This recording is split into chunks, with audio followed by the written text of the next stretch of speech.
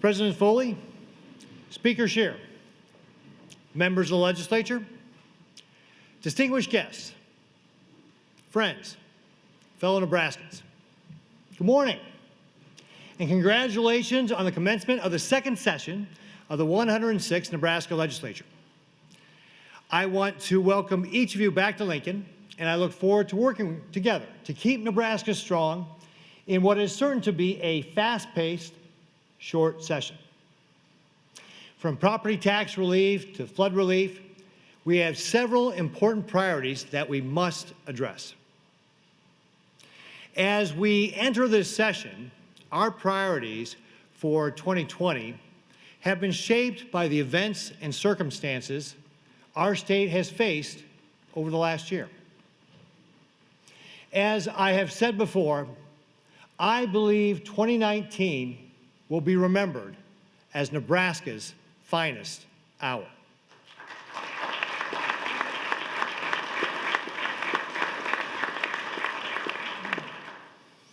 When we were faced with the most widespread and costliest natural disaster in state history, Nebraskans responded with heroic grit, determination, resilience, and generosity. For 318 days, from February 4th to December 19th, Nebraska had a flood watch, warning, or advisory somewhere in our state. Through it all, Nebraskans showed the world what it truly means to be Nebraska strong. Nebraskans not only rescued stranded neighbors, but they also sandbagged levees, donated hay and supplies, delivered hot meals, and raised money for those who had lost everything. Last month, the First Lady and I had the honor of presenting several of our flood heroes with a token of our state's appreciation. These men and women are ordinary Nebraskans who recognized the need and took life-saving action. In many cases, they did this not because it was their job, but because they cared about their neighbors and their communities. Sadly, the flooding claimed the lives of 6 Nebraskans. One of those Nebraskans was James Wilkie. James was a farmer near Columbus who sacrificed his life while volunteering to save a stranded motorist. When local emergency responders asked for his help, James answered the call. He put on his boots, got in his tractor, and while driving his tractor to the rescue, the bridge he traveled over could not withstand the powerful water and collapsed. God called James home earlier than any of us expected. He will forever be remembered for his selflessness and heroism.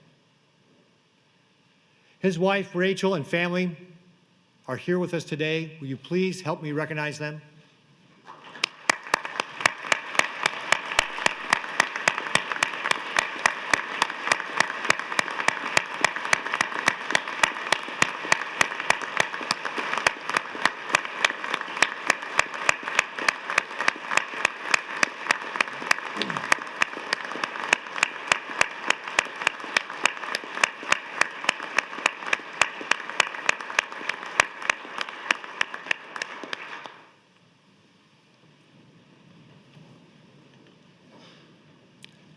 Today, I also want to recognize the amazing work of our public servants at the state of Nebraska.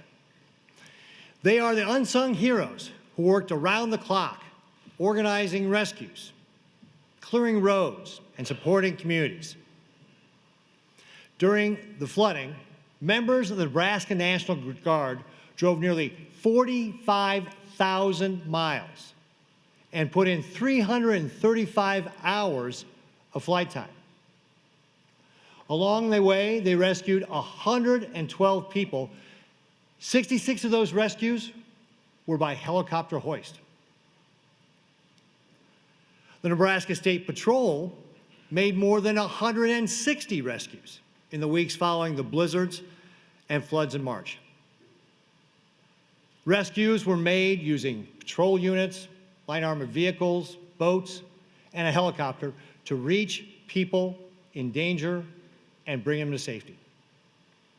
In July, when another round of flooding struck central Nebraska, the Nebraska State Patrol was among the first on the ground to help. Troopers worked side by side with Kearney police officers and others to evacuate hundreds of people from the flooded businesses and hotels in Kearney. At the Nebraska Department of Transportation, teammates like Rudy Novacek sacrificed countless hours to keep people safe. Rudy was escaping through floodwaters in a plow truck when he turned around to go back and assist a Nebraska State trooper that got stranded behind him.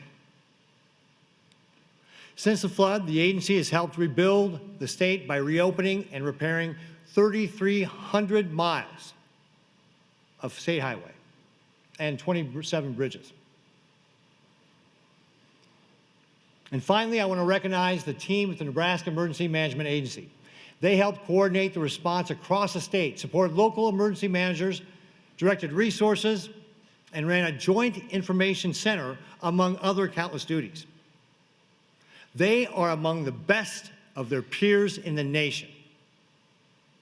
Please help me recognize representatives from the Nebraska National Guard, State Patrol, Department of Transportation, and NEMA who are seated in the balcony here today.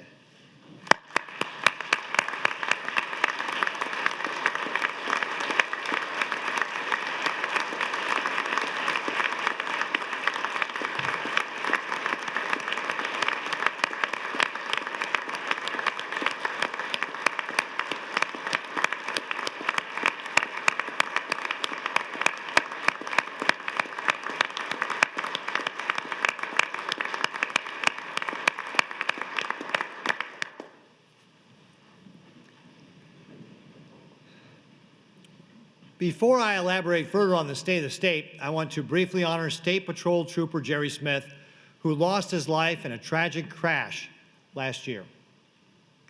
He was the first trooper we've lost in the line of duty in the last 20 years. From the sands of war-torn Iraq to the highways and byways of Nebraska, Trooper Smith's life was distinguished by service. A service rooted in his deep love of his family, his community, his state, and his country. While his family was not able to be here today, please help me recognize his sacrifice and the bravery of all the great men and women who serve in our law enforcement agencies.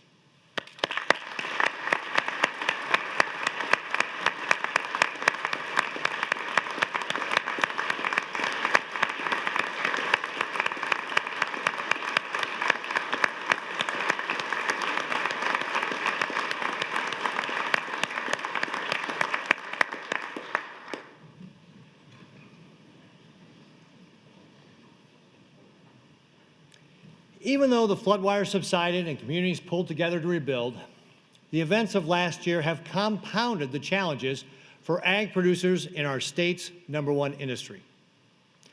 In addition to the flooding, we experienced several other major events. A fire in a beef processing plant in Kansas depressed beef prices and hit our ranch families hard. An irrigation tunnel collapsed in eastern Wyoming, threatening our state sugar beet industry and hundreds of farm operations. Trade uncertainty has shifted our focus diversifying markets for Nebraska's ag producers. And our continued battle to enforce a robust renewable fuel standard has made for a difficult year for our corn growers. As agriculture works to power through these tough times, each of us has a duty to be a voice for our farm and ranch families, whether we come from a rural background or an urban one. Even with these challenges, Nebraska has been able to achieve several significant milestones in the last 12 months. In spite of unprecedented flooding and other unforeseen challenges, I'm happy to report that the state of the state is strong, resilient, and growing.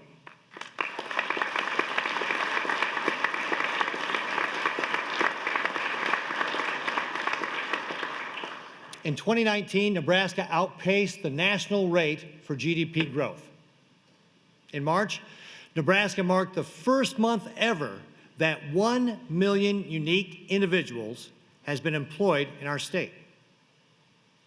And in October, we added over 15,000 new jobs, which is the fastest year-over-year growth since 2015. Our team at the state of Nebraska has been working hard to support new growth. Over the past year, we've used our 4 pillars of prosperity to grow Nebraska and deliver on our mission to make state government more effective, more efficient, and more customer-focused. We have connected numerous Nebraskans with great jobs and opportunities, launched new kinds of apprenticeships with Kloss and Grapel, expanded registered apprenticeships, and created new Developing Youth Talent Initiative programming. We continue to lead the nation in running government like a business. In September, Harvard spotlighted the great work our Center of Operational Excellence is doing to put our customers first, cut wait times, and eliminate waste. Together, we increased the property tax credit relief fund by over 20% to $275 million annually, or almost double what that was before I took office. And I led trade missions to Mexico, Vietnam, Japan, and Germany to promote Nebraska's quality products and to recruit new investment to our state.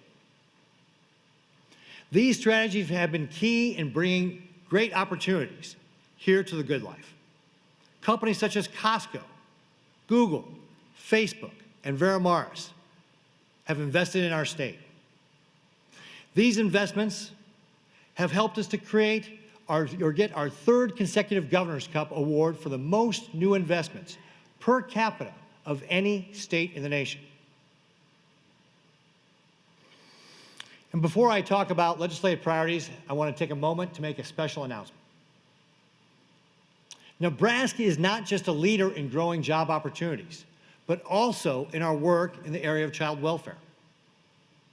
You may have noticed that my lovely wife, Suzanne, is not here with us today. She's actually in Seattle with the Casey Family Programs, accepting the Foundation's Jim Casey Building Communities of Hope Award on behalf of our great state.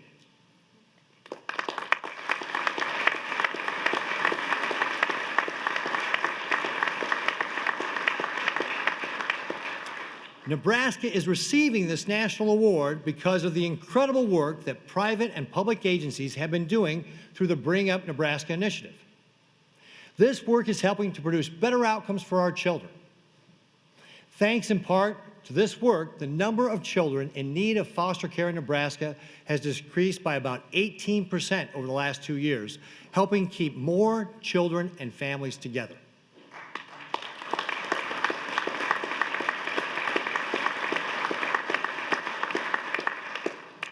Please help me thank the Nebraska Children and Families Foundation and all of the incredible partners who invested so deeply in Bring Up Nebraska, our kids, and their families.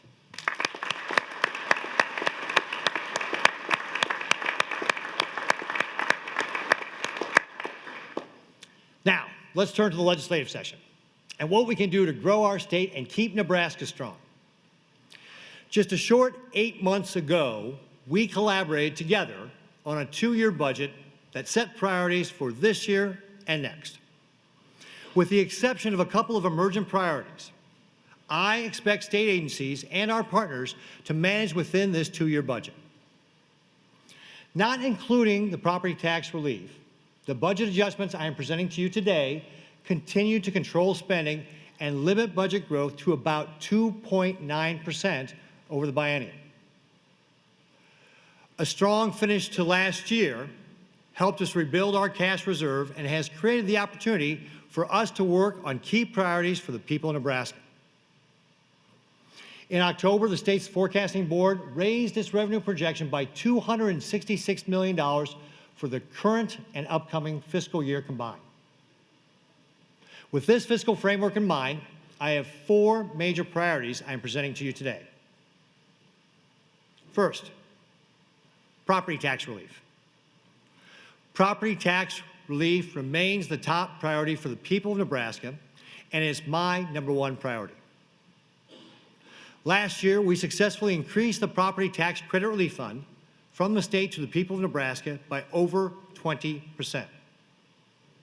This was a step in the right direction, but more must be done. Today, I am recommending roughly $500 million in property tax relief over the next 3 years to help our farmers, ranchers, homeowners, and businesses.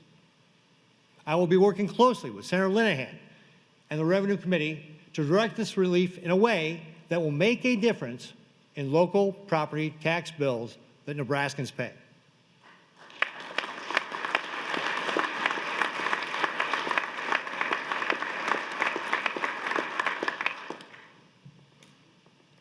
As we work together, I have 3 principles that I am following. No tax increases, protect the property tax credit relief fund, and encourage spending restraint in local governments, just like we're doing here at the state. We need local spending restraint because over the last 10 years, local governments have raised local property taxes 54%, while inflation has only grown at 17%. Second, flood relief. Communities across the state of Nebraska have been rebuilding, but there's still a long ways to go. The federal government will step up to provide significant support, but the state must do our part as well. 84 counties and 5 tribal nations have submitted over $400 million in disaster relief projects to the Federal Emergency Management Agency. My recommendation includes $50 million to address the state's share of these projects and another $9.2 million to aid counties most severely impacted by the disaster. I am also recommending an additional $3 million to maintain an adequate balance in the Governor's Emergency Fund so the state is prepared to address any future events. Third, we need to do more to retain our veterans. Veterans continue to contribute to our communities and our economy after they complete their service. Nebraska is the only state in our region whose veterans population is declining, in part because we tax retirement benefits. This week, you voted 46-0 for military retirement tax relief. I want to thank you for advancing LB 153 and encourage you to deliver this tax relief that will help us retain our veterans.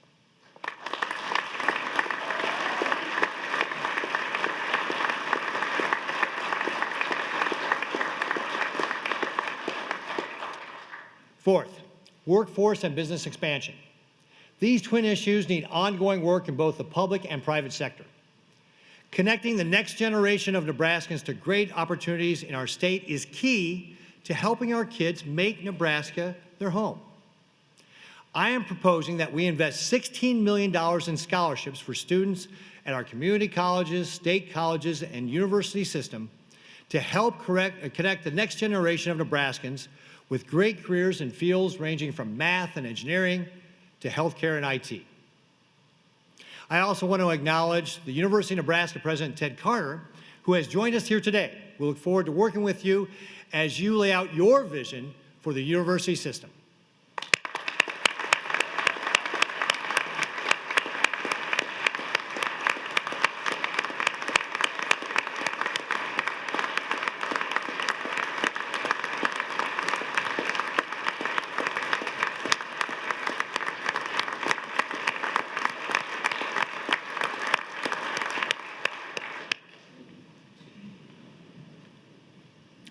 My recommendation also includes funding for LB 720, which will refine Nebraska's business incentives.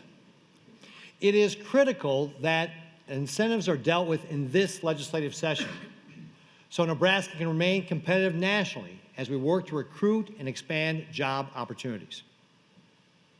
And finally, on the topic of workforce, I am recommending $8 million to attract and retain quality teammates in the Department of Corrections.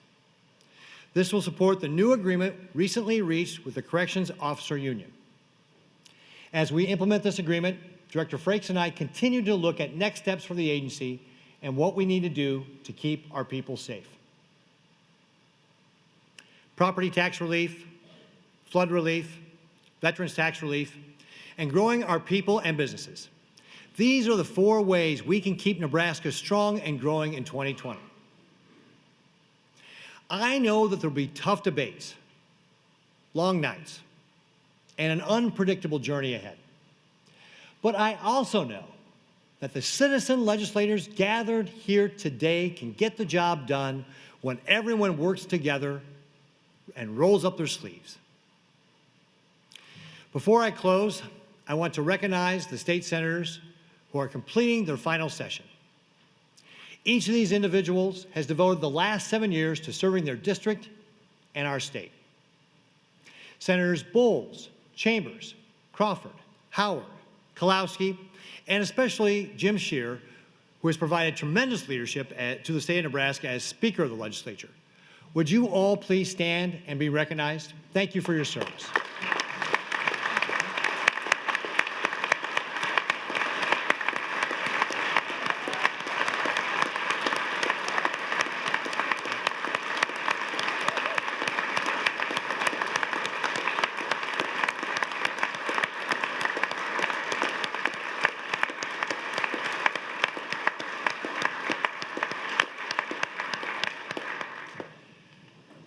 This year also marks an important milestone.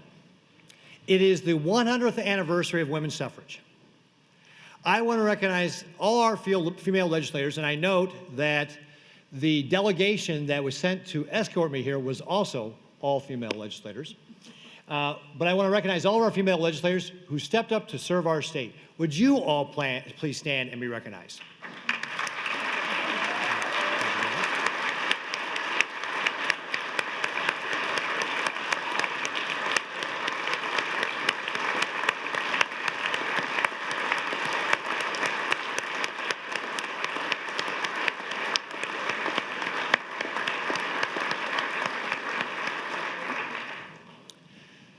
Once again, thank you all for your service to the people of Nebraska. Our work in the coming days will take a spirit of collaboration and cooperation for each of us to do our part to keep Nebraska strong. I look forward to the days ahead. God bless you all, and God bless the great state of Nebraska. Thank you.